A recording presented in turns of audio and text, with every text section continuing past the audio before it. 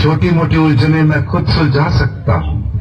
साहब जी ने डांटी, अभी का अभी डांटी है। अरे छोटे मालकिन के गहने चोरी हो गए और ये लोग हम पर शक कर रहे हैं। ये लोग सोच रहे हैं कि वो गहना हम कहीं बेचा है।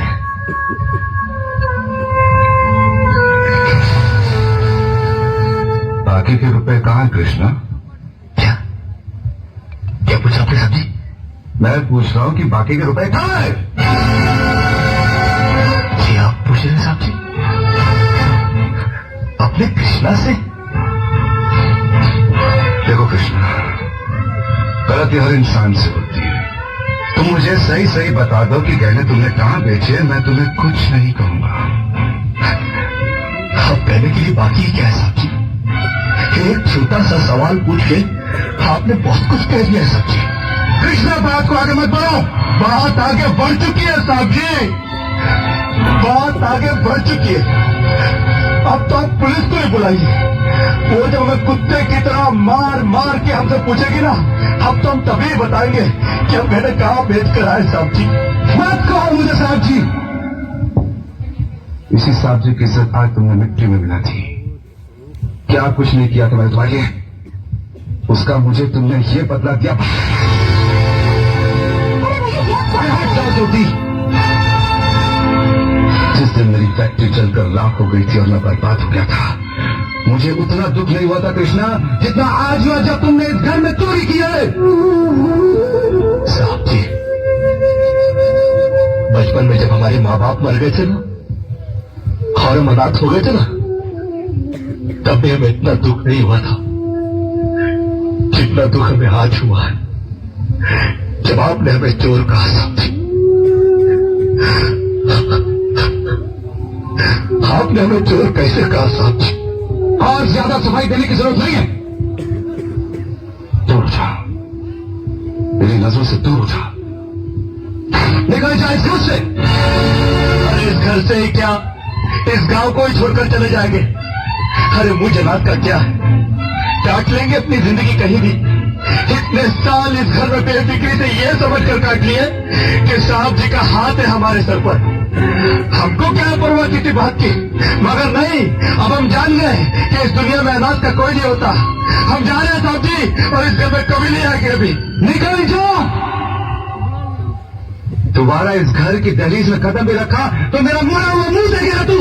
अरे नहीं नहीं नहीं, मुझ नौकर के लिए अपने दिल को दुख देने की कोई जरूरत नहीं। मैं कदम भी नहीं रखूंगा यहाँ पर, कभी नहीं आऊंगा अभी।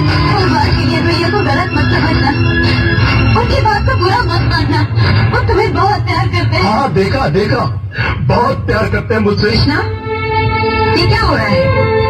क्यों चिल्ला रहे हो? अरे नहीं नहीं, आप हमसे बात मत करो बड़ी मालकिन। क्यों? अरे हम छोटी मालकिन के सारे गहने चुरा के खा चुके हैं। ये क्या बकवास कर रहे हो? अरे नहीं, हम सच बोल रहे हैं, हम सच बोल रहे हैं। हम चोर है चोर, और आप भी हमसे बात कर रही हो। अब हमको मारो, मारो हमको। कृष्णा, बड़ी मालकिन, जब विक्की भैया ने हमको चाटा मारा ना, हमको बुरा नहीं लगा। हर नैना भाभी ने हमको कुत्ता बोला, कुत्ता। हम वो भी सह गए। मगर आज साहब जी ने जब हमको चाटा मारा तो हमें यहाँ नहीं, यहाँ लगा यहाँ। उन्होंने तुम्हें चाटा मारा? हाँ, और सिर्फ चाटा ही नहीं मारा, घर छोड़कर जाने के लिए कहा है। और हम भी यहाँ रहेंगे नहीं, हम जा रहे हैं। और आप भी सुन लो बड़ी मालकिन, अगर भूले भटके हमने आपके दिल को ठेस पहुंचाई हो ना, तो हमको माफ कर देना। ये क्या सुन रही हूँ मैं? आपने कृष्णा पर हाथ उठाया, उसको घर से निकल जाने के लिए कहा। आप क्या समझते हैं हमारा कृष्णा चोरी कर सकता है? अरे अगर भगवान भी जमीन पर उतरकर उसके खिलाफ गवाही देना, तब भी मुझे विश्वास नहीं होगा। आप किसे मानते हैं?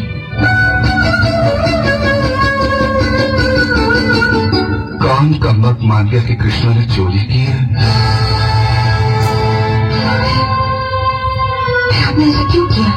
बड़ी सीधी सी बात है, जान के समझने की कोशिश करो। मैं सब कुछ बर्दाश्त कर सकता हूँ, लेकिन कृष्णा को कोई कुछ कहता है तो एक तीर सा लग जाता है मेरे दिल में। आज वो तीर पूरी तरह घुस गया है मेरे दिल में जब लोगों ने उसे चोर कहा। बड़ी मुश्किल से संभाला है मैंने जख्मी दिल को, बड़ी बड़ी मुश्किल से उठाया ये हाथ मैंने संभालने की तब से। लेकिन जरा ये तो सोचिए, वो जाएगा कहाँ? दुनिया बहुत बड़ी है जानकी, कहीं ना कहीं चला जाएगा और ठोकर खाने के बाद संभलना पे आ जाएगा। नहीं, मैं उसे दर की ठोकरें खाने के लिए नहीं जाने दूंगी। नहीं जानकी, तुमने अभी तक मेरे भाइयों को पहचाना नहीं, तुमने सोचा नहीं है कि मेरे मर जाने के बाद। ऐसा लगता है। हाँ जानकी, मेरे मर जाने के बाद इस घर में उस गरीब की क्या हालत करेंगे ये तुमने सोचा नहीं। अरे वो इस घर में रहकर समझ नहीं सकता क्योंकि उसके दिल में मैल नहीं है। लेकिन उसे बेचना भी है तो ऐसे ही क्यों? दूसरा तरीका उसकी समझ में नहीं आएगा जानकी, और वो हमारा दामन छोड़कर कभी नहीं चल पाएगा। अरे साहब जी, जिन हाथों से मारा है उन हाथों से आशीर्वाद तो दे दो। अच्छा बड़े मालकिन, कम से कम तुम तो आशीर्वाद दे दो।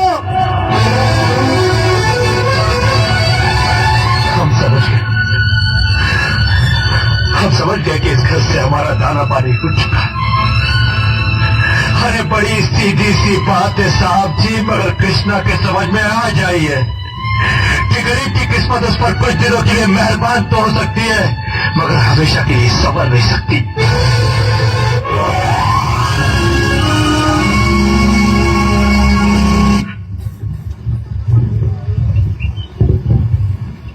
डॉक्टर का क्या बिगड़ता है? वो तो कहकर चले गए कि बड़े भैया को अस्पताल में दाखिल करवा दो, लेकिन फीस तो हम लोगों को भरनी पड़ेगी ना। हमारे पास कौन सा रुपयों का पेड़ लगा है जो जाकर तोड़ लाएंगे? भाई लेकिन इलाज करवाना भी तो पड़ेगा।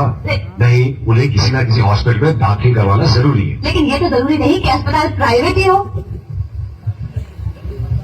भाभी ठीक कह रही है भैया, बड़े भैया को किसी खैराती अस्पताल में दाखिल करे देते हैं। हाँ, मतलब तो इलाज सही है, वहाँ पर भी तो लोगों का इलाज होता ही है। आप लोग बड़े भैया के लिए परेशान मत होइए, मेरे होते हुए ये नौबत कभी नहीं आएगी। तुम दुनिया को ये बताना चाहते हो कि हमें बड़े भैया की कोई परवाह नहीं, सिर्फ तुम ही हो जो उनका ख्याल रखती हो। तेनों की मामूली सी नौकरी करके 4 पैसे क्या कमाने लगी तुम्हारी बहन, दिमाग ही आसमान पे चढ़ गया है। ज्योति, मैं तुमसे ये पूछना चाह रहा था कि आखिर तुमने ये जलील नौकरी करके हमारे खानदान के नाम पे बट्टा क्यों लगा? मेरे नौकरी करने से खानदान की इज्जत चली गई भैया, और आप लोग बड़े भैया का इलाज खैराती अस्पताल में करवाना चाहते हैं। ये बात खानदान का नाम रोशन करेगी। ज्योति, तुम हद से आगे बढ़ रही हो। हद से आगे बढ़ना मैंने आप लोगों से ही सीखा है भाभी। जब किसी और ने मेरे गहने चोरी किए और उसका इल्जाम कृष्णा पर लगाया गया, उस वक्त भी हद कहाँ थी? बड़े भैया पर कीमती सिगार पीने का ताना दिया गया, उस वक्त भी हद कहाँ थी? जब गारंटी के पेपर्स पर दस्तखत नहीं हुए और बड़े भैया को अपनी मनपसंद कार दे देनी पड़ी, उस वक्त भी हद कहाँ थी? इस घर से दौलत क्या गई, आप लोगों के दिलों से बड़े भैया के लिए प्यार और इज्जत ही चली गई। आज उनका बार बार कर्ज में डूबा हुआ है और आप लोग मौज की जिंदगी जी रहे हैं। आप लोगों की बेरुखी एक एक पल उन्हें मौत की ओर घसीट कर ले जा रही है। आज वो यही सोचते हैं कि आप जैसे मक्कार और फरेबी भाइयों के बजाय उनका एक अकेला कृष्णा हुआ।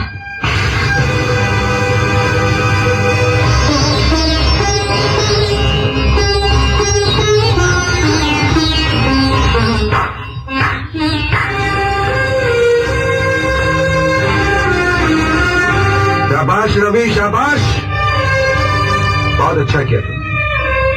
अपनी छोटी बहन पर हाथ उठाकर तुमने अपने बड़प्पन का सबूत दिया रे।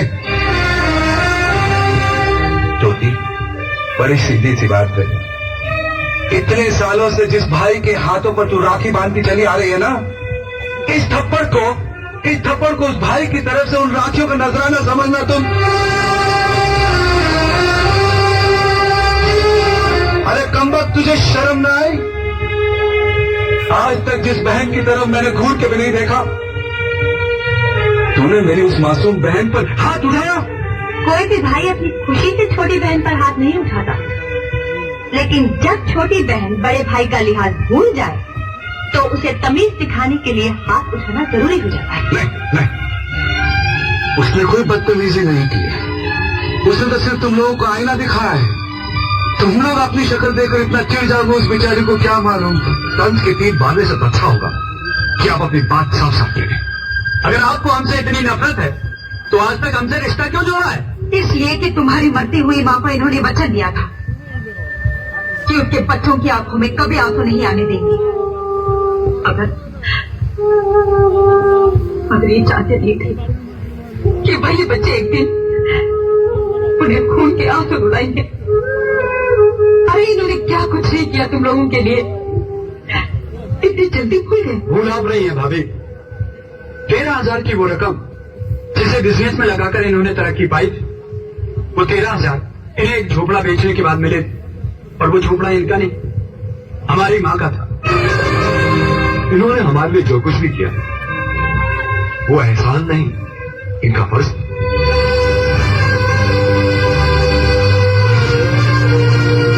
बुरा मत मानिए भाभी, वैसे भी ये लोग जो भी कर रहे हैं आप लोगों के लिए, इस घर के लिए कर रहे हैं। 2 वक्त का खाना तो आप लोग खा लेते हैं, लेकिन कभी ये सोचा है वो खाना किनके रुपयों से आता है? जितना हमसे हो सकता है हम उतना कर रहे हैं भाभी, मगर बड़े भैया हमारा सुकून तो न छीने। मैं तुम लोगों से कुछ छीनना नहीं चाहता, लेकिन आज सिर्फ एक हक छीन रहा हूं। जानकी,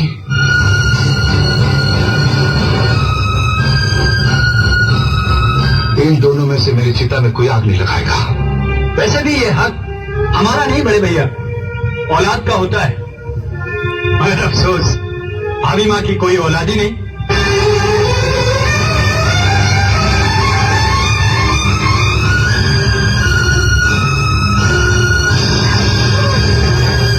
और फिर आप हमारे जो भी हैं,